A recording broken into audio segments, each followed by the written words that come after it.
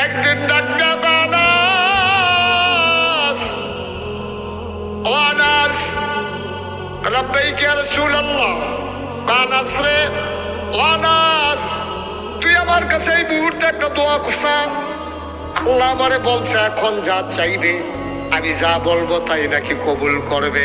তোরে তো কিচ্ছু দিতাম পারলাম না, তুই ছোট মানুষ আমার খেদমত করছ 10টা বছর।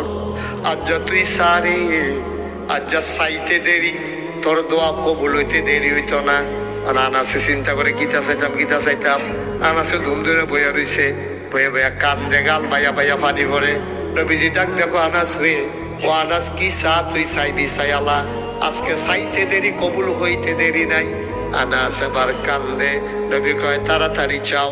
এবার আনাস মাথা উঁচাইয়া কয় নবী গো, ও নবী, একটা মুহূর্ত